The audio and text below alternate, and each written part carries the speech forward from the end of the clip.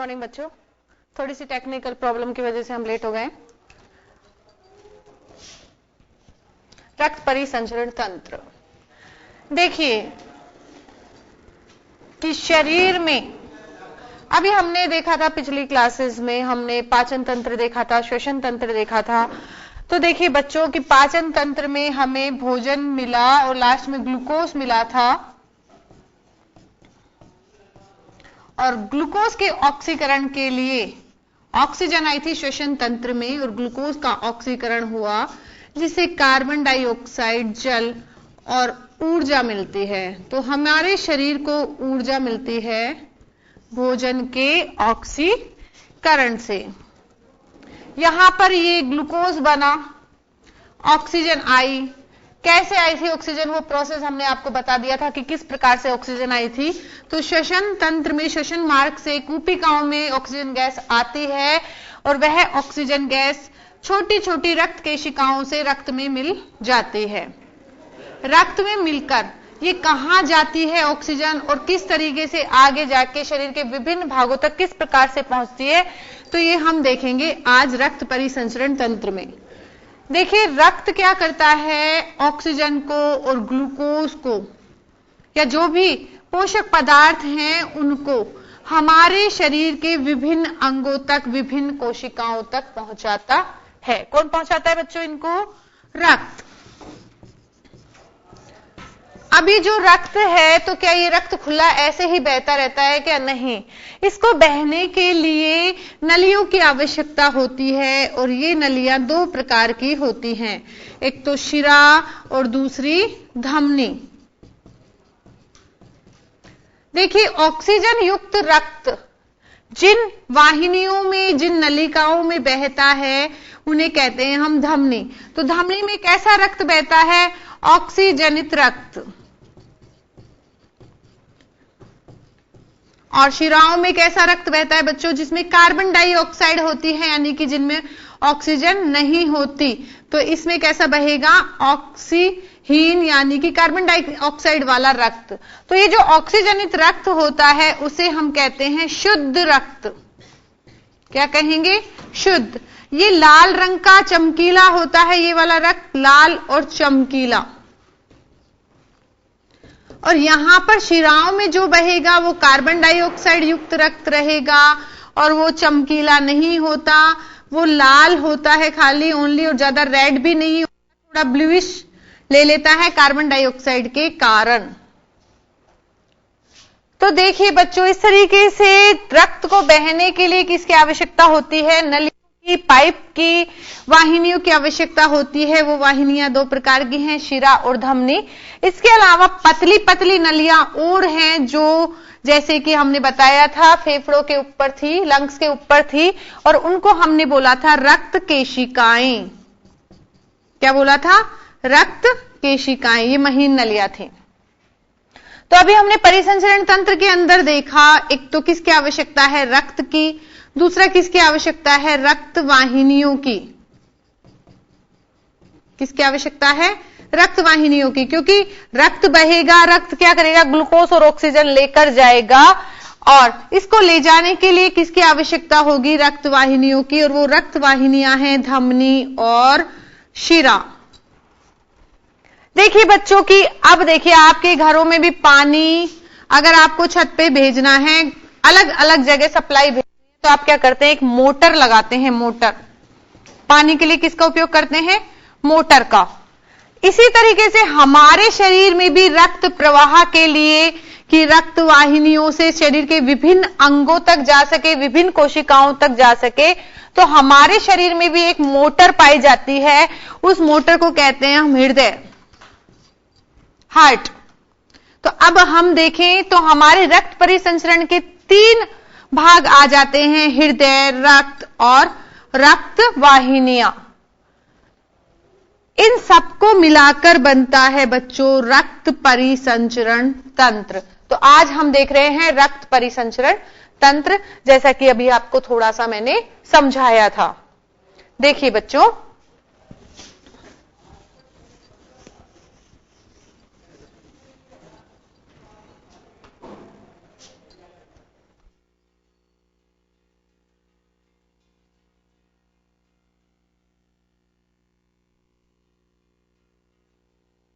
हम एक वीडियो देखते हैं थोड़ा सा आपके लिए।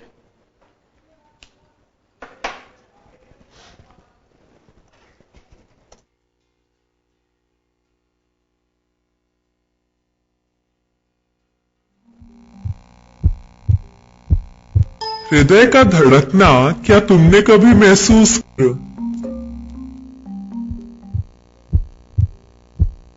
हृदय का धड़कना क्या तुमने कभी महसूस किया है? दौड़ लगाने के बाद तेजी से धड़कते दिल की आवाज तुमने जरूर सुनी होगी। कभी कभी ज्यादा डर जाने पर भी दिल की धक धक शायद तुमने सुनी हो। अपनी छाती पर हाथ रखो और खुद महसूस करो। छाती की कौन सी तरफ धड़कन ज्यादा ठीक से महसूस होती है? बाईं तरफ। ऐसा इसलिए होता है क्योंकि हमारा दिल यानी हृदय छाती के पिंजड़े यानी पिंजर के थोड़ा सा बाईं तरफ होता है। अच्छा, क्या तुम जानते हो कि हमारा हृदय दिन में करीब 1 लाख बार धड़कता है? यानी कि 1 साल में करीब 3.5 करोड़ बार। बहुत ही मेहनत करता है और इसीलिए ये शरीर का शायद सबसे ज्यादा हिम्मती और ताकतवर पुर्जा है। लेकिन ये सारी धक धक है किस लिए? चलो देखते हैं। हमारा हृदय हमारी मुट्ठी के आकार का मांसपेशियों से बना एक अंग है। ये एक पंप की तरह काम करता है। इस पंप से रक्त सारे शरीर में पहुंचता है और लौटकर वापस आता है। जाते समय ये ऑक्सीजन और अन्य पोषक तत्व लेकर जाता है और शरीर से वापस आते समय कार्बन डाइऑक्साइड लेकर वापस आता है। ये आने जाने का चक्कर चलाने के लिए ही ये पंप धक धक करता रहता है। हृदय के 4 हिस्से होते हैं, 2 दाएं और 2 बाएं, या 2 ऊपर और 2 नीचे। ऊपर वालों को कहते हैं एट्रियम और नीचे वालों को वेंट्रिकल। तो ये हुआ बायां एट्रियम और ये दायां एट्रियम। तो नीचे वालों के नाम क्या होंगे? बिल्कुल सही, बायां वेंट्रिकल और दायां वेंट्रिकल।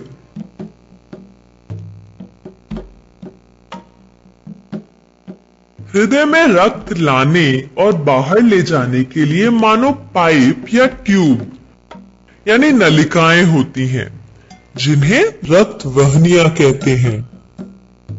यहां से शुरू होकर पूरे शरीर में रक्त की छोटी छोटी नलिकाओं का एक जाल सा बिछा रहता है।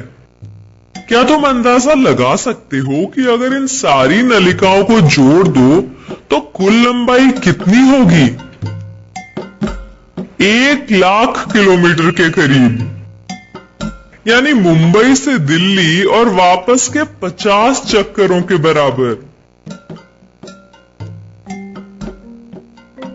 यहां जो नीले ट्यूब दिखाए गए हैं वो बताते हैं कि इनमें अशुद्ध रक्त है। अशुद्ध का मतलब इसमें ऑक्सीजन कम है। और शरीर के ऊपरी हिस्से यानी सर और भुजाओं से रक्त यहां ऊपरी ट्यूब पर आता है और पेट, पांव इत्यादि निचले अंगों से इस निचली ट्यूब में आता है। दोनों मिलकर इस दाएं एट्रियम में कम ऑक्सीजन वाला रक्त छोड़ते हैं। इस एट्रियम का सिर्फ नीचे की तरफ यानी सिर्फ एक तरफा खुलने वाला एक वॉल्व है। ऐसे और भी दरवाजे हैं, इन्हें वॉल्व कहते हैं। ये वॉल्व तभी खुलेगा जब नीचे वाला वेंट्रिकल फैलेगा। तब अशुद्ध रक्त यानी कम ऑक्सीजन वाला रक्त वेंट्रिकल में आ चुका होगा और उसके पीछे वाला वॉल्व बंद हो चुका होगा, यानी वो उल्टा नहीं खुलेगा। लेकिन वेंट्रिकल का ऊपर की तरफ खुलने वाला एक और दरवाजा है। जब ये वेंट्रिकल सिकुड़ेंगे, तब जैसे एक पाउच को दबाने से अंदर का द्रव या पेस्ट बाहर निकलता है, वैसे ही यहां रक्त इन बाईं और दाईं ओर से नीली ट्यूब से बाहर चला जाएगा। लेकिन ये बाहर जाके आखिर जाएगा कहां? बाकी शरीर में नहीं, बल्कि फेफड़ों में। एक नीली नलिका दाएं फेफड़े में रक्त ले जाएगी और दूसरी बाएं फेफड़े में। फेफड़ों में छोटी छोटी नलिकाएं होती हैं, जहां इस अशुद्ध रक्त की मुलाकात ऑक्सीजन से भरपूर हवा से होगी। ये वो हवा है जो हम जब सांस लेते हैं तब अंदर आती है। अब ये रक्त लाल हो जाएगा, क्योंकि अब इसमें ऑक्सीजन आ चुका है। ये लाल रक्त फेफड़ों से एक बार फिर हृदय की तरफ जाएगा और हृदय में बाएं एट्रियम में अंदर आएगा। यहां पर भी एक तरफा खुलने वाला एक वॉल्व है। जब वेंट्रिकल फैलेगा, तब यह शुद्ध लाल रक्त वेंट्रिकल में खिंचा चला आएगा, और जब वेंट्रिकल सिकुड़ेगा, तब यह ऊपर खुलने वाले वॉल्व से बाहर सिर, भुजाओं के लिए, पेट और पैरों की तरफ जाएगा।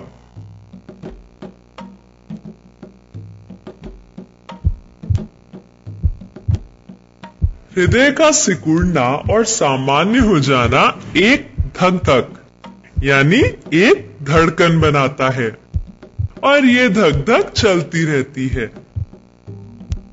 रक्त शरीर भर में पहुंचता रहता है और लौटकर वापस आता रहता है।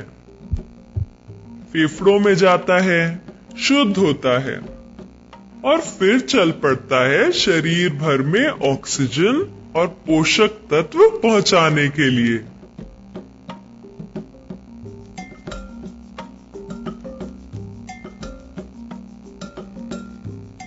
शरीर से वापस आता है कार्बन डाइऑक्साइड लेकर, जिसे छोड़ देता है फेफड़ों में।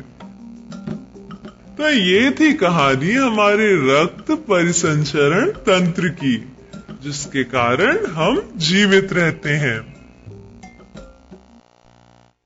बच्चों, अभी वक्त तो चला है ब्रेक का। ब्रेक के बाद फिर कंटिन्यू करते हैं।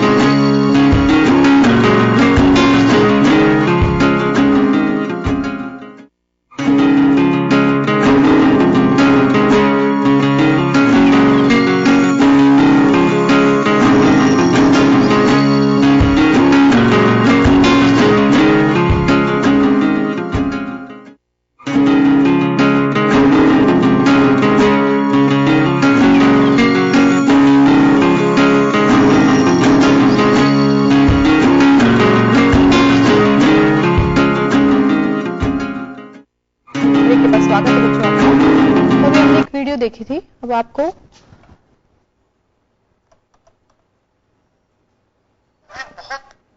सुना होगा कि हमारा शरीर एक मशीन की तरह होता है, लेकिन जरा सोचिए यह कैसे संभव है। हमारे शरीर के विभिन्न अंगों को विभिन्न कार्य दिए गए हैं, जैसे आमाशय या स्टोमक भोजन को पचाता है, किडनी ब्लड को फिल्टर करता है और लंग्स हमारे श्वास का नियंत्रण करते हैं। लेकिन मशीन की तरह इन अंगों को भी कार्य करने के लिए ऊर्जा की आवश्यकता होती है। जैसा कि आप सबको पता है कि हमें ऊर्जा भोजन से मिलती है, लेकिन ये ऊर्जा इन सभी अंगों तक पहुंचती कैसे है?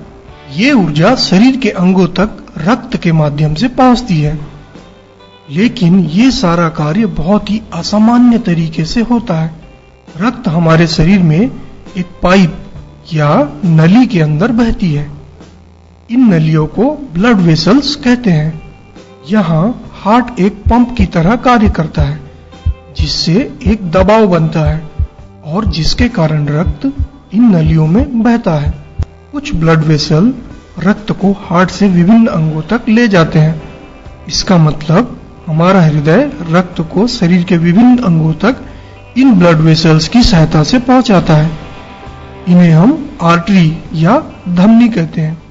अब यहाँ सवाल यह उठता है कि रक्त को ऊर्जा या भोजन कहाँ से मिलता है और ये दूसरों अंगों तक ऊर्जा को कैसे पहुंचाते हैं। यहाँ एक चीज और जान लेने की आवश्यकता है कि जब ये आर्टरीज या धमनी किसी अंग तक पहुंच जाती है तो ये कई पतली पतली ट्यूब्स में विभाजित हो जाती है। इन ट्यूब्स को हम कैपिलरीज कहते हैं। इन ट्यूब्स की दीवारें बहुत ही पतली और छिद्र युक्त होती है। छोटे छोटे मॉलिक्यूल्स जैसे ऑक्सीजन, ग्लूकोज, अमीनो एसिड इत्यादि इन कैपिलरीज के छेदों से डिफ्यूजन प्रोसेस की वजह से अंगों के टिश्यू तक पहुंच जाते हैं और कार्बन डाइऑक्साइड वेस्ट मटेरियल्स शरीर के अंगों से इन कैपिलरीज में प्रवेश कर जाते हैं। ये कैपिलरी फिर आपस में जुड़कर एक बड़ी नली बनाते हैं, जिसे वेन या सिरा कहते हैं। ये सिराएं अशुद्ध रक्त को हृदय तक पहुंचाते हैं। यहाँ हम तीनों प्रकार के ब्लड वेसल्स के बीच असमानता को देख सकते हैं। आर्टरीज की दीवार बहुत मोटी होती है क्योंकि इसे हार्ट पंप के द्वारा बनाए गए प्रेशर को संभालना होता है। कैपिलरीज की दीवार बहुत ही पतली पतली होती है और एक लेयर की बनी होती है, जिसमें कई छोटे छोटे छेद होते हैं ताकि रक्त अंगों से ऊतकों तक भोज्य पदार्थ इत्यादि पहुंचा सके। वेन या सीरा, इसकी दीवार भी मोटी होती है, लेकिन आर्टरी की दीवार जितनी मोटी नहीं होती। अब आपने जाना कि रक्त शरीर के अंगों तक भोज्य पदार्थ को पहुंचाती है, और क्या आपने सोचा कि रक्त में भोज्य पदार्थ आता कहां से है? आपको पता है कि हमारे इंटेस्टाइन में छोटी छोटी उंगलियों जैसी संरचनाएं होती है, जिसे हम विलाई कहते हैं। ये विलाई ही बचे हुए भोजन को ग्लूकोज, अमीनो एसिड के रूप में अवशोषित करती है और इन्हीं विलाई के अंदर कैपिलरीज होती है। अब जो भोजन सिंपल मॉलिक्यूल के रूप में होती है वो कैपिलरीज में प्रवेश करती है। आप जानते हैं कि ऑक्सीजन हमारे शरीर के लिए कितनी जरूरी है। अब हम जानेंगे कि रक्त में ऑक्सीजन कैसे प्रवेश करता है और जो बाद में रक्त के माध्यम से हर अंग को मिलता है। हमें पता है कि जब हम श्वास लेते हैं तो ऑक्सीजन हमारे लंग्स में जाती है। लंग्स में करीब 300 मिलियन एल्वियोलाई होते हैं, जो छोटे छोटे गड्ढों या एयर सैक्स जैसी होती है। जब भी हम सांस लेते हैं तो हवा ब्रोंकस एंड ब्रोंकियोलस से होते हुए इन एल्वियोलाई में जमा हो जाती है। एल्वियोलाई को एक वचन में एल्वियोलस बोलते हैं।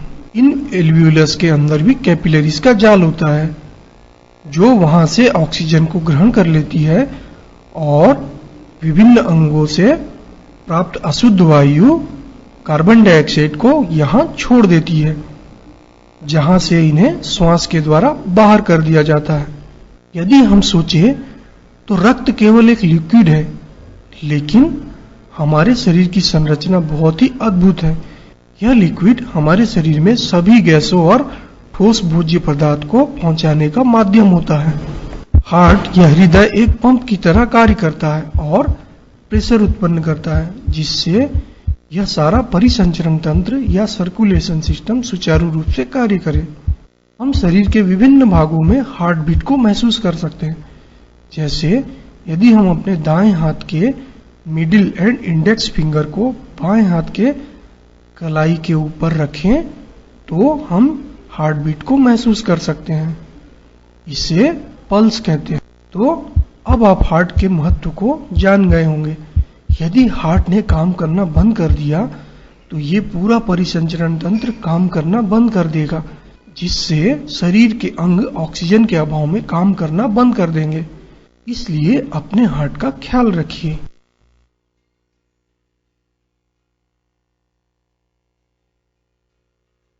अभी हमने दो वीडियो से देखा कि किस तरीके से रक्त परिसंचरण में रक्त कैसे बहता है वाहिनियों के अंदर, हृदय कैसे कार्य करता है। अब हम थोड़ा सा रक्त के बारे में देख लेते हैं।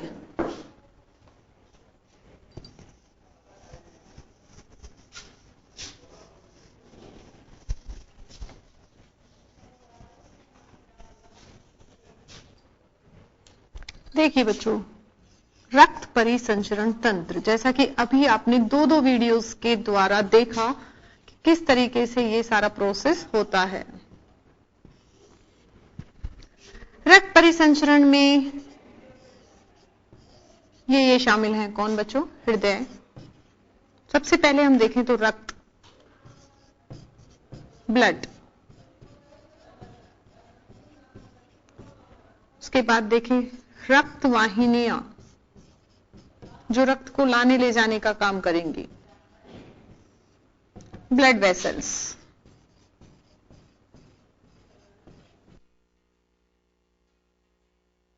इसके बाद देखें तो ये है तीसरा पार्ट, हृदय, हार्ट।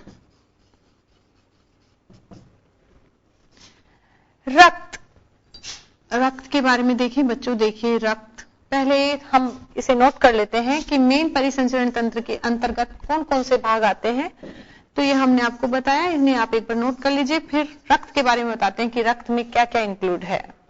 आपके लिए नोट्स भी जरूरी हैं। आपने वीडियो तो देखा है, पर थोड़े नोट्स भी हम नोट डाउन करते हुए चलते हैं।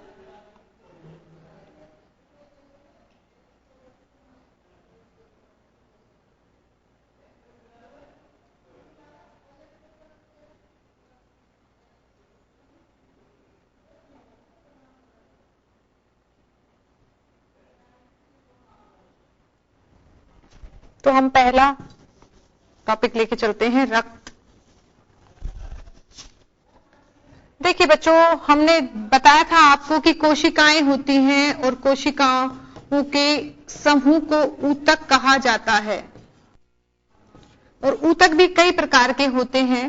तो उनमें एक ऊतक आता है संयोजी ऊतक, कनेक्टिव टिश्यू। तो हमारा जो रक्त है वह तरल है बच्चों, तरल संयोजी ऊतक।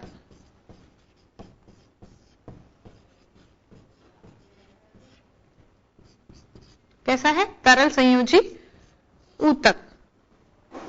रक्त लाल रंग का होता है।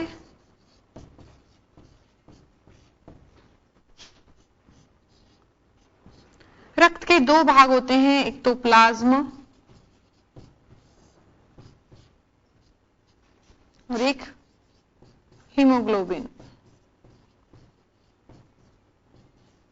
और हीमोग्लोबिन किस में पाया जाता है? वैसे अगर हम देखें तो रक्त के जो दो मेन भाग हैं वो है प्लाज्मा और रक्त कणिकाएं, रक्त कोशिकाएं या रक्त कणिकाएं। प्लाज्मा तरल होता है, तरल रूप होता है। और रक्त कणिकाएं तीन प्रकार की होती हैं, आरबीसी, डब्ल्यूबीसी और प्लेटलेट्स।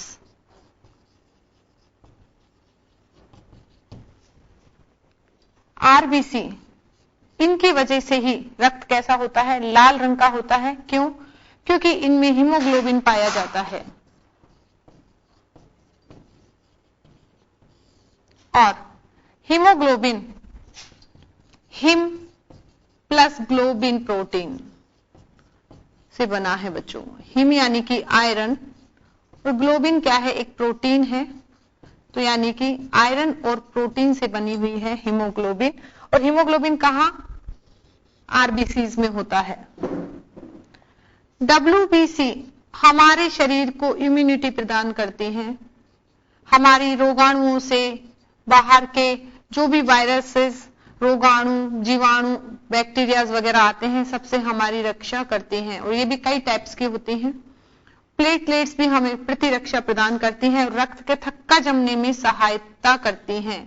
प्लेटलेट्स के कारण ही क्या होता है? रक्त का थक्का जमता है, यानी कि जब रक्त हमें चोट लग जाती है तो रक्त बहने लगता है, उसको बहने से रोकने के लिए कार्य कौन करती है?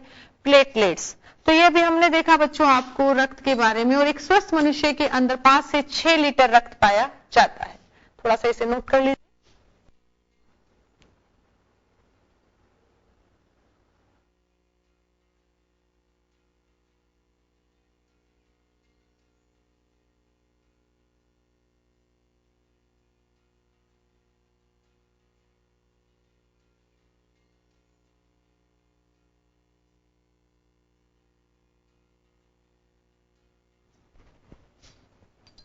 तो ये हमने रक्त के बारे में देखा, और रक्त कई कार्य करता है। रक्त के कार्य भी हम देखेंगे बाद में, इससे पहले रक्त वाहिनियों के बारे में आपको बता देते हैं।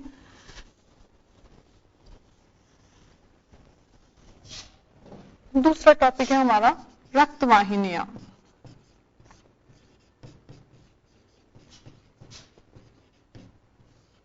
वैसे तो रक्त वाहिनियां मेनली तो 2 प्रकार की होती हैं, धमनी और शिराएं।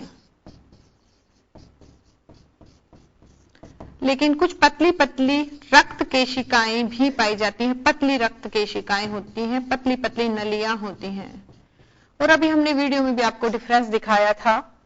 धमनी शुद्ध रक्त को, ऑक्सीजनित रक्त को लाने ले जाने का काम करती हैं। शिराएं अशुद्ध रक्त जिसके अंदर कार्बन डाइऑक्साइड होती है उसको लाने ले जाने का कार्य करती हैं। और रक्त केशिकाएं क्या करती हैं? पतली पतली रक्त केशिकाएं क्या करती हैं? रक्त का विसरण का कार्य करती हैं। रक्त का क्या करती हैं? ये विसरण, डिफ्यूजन का कार्य करती हैं।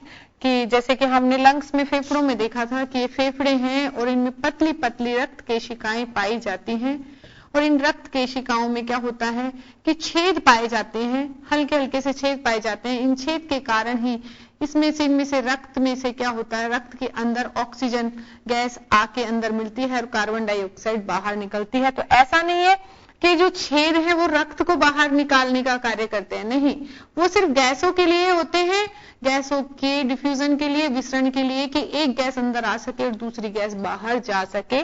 तो इनके अंदर छोटे छोटे छिद्र पाए जाते हैं, और ये पतली सी नलियां होती हैं जो एक सिंगल लेयर्ड होती हैं ओनली। तो हमने देखा ये धमनी, शिराएं और रक्त केशिकाएं। हाँ, धमनी किस्म क्या करती है? शुद्ध रक्त को ले जाती हैं, शिराएं अशुद्ध रक्त को ले जाती हैं, रक्त केशिकाएं रक्त विसरण का कार्य करती हैं। दूसरा, धमनियों की दीवारें क्या होती हैं? मोटी होती हैं।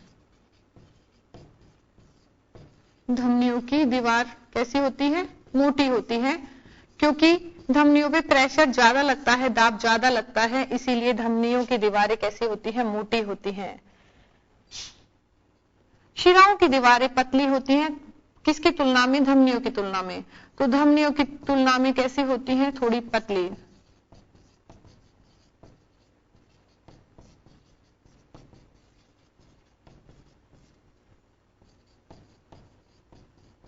और इनकी दीवारें तो बहुत पतली होती हैं, ये तो पतली और सिंगल लेयर्ड होती हैं केशिकाएं, पतली और एक परती है।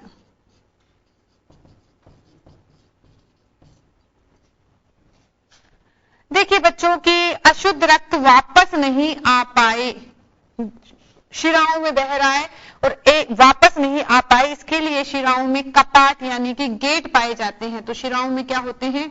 कपाट होते हैं, धमनियों में कपाट नहीं होते।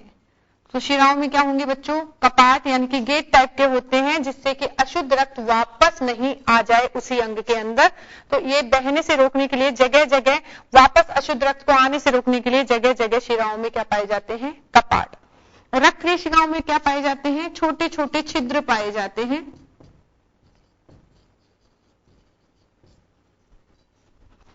तो ये हमने देखा बच्चों रक्त वाहिनियों के बारे में आप नोट कर लीजिए।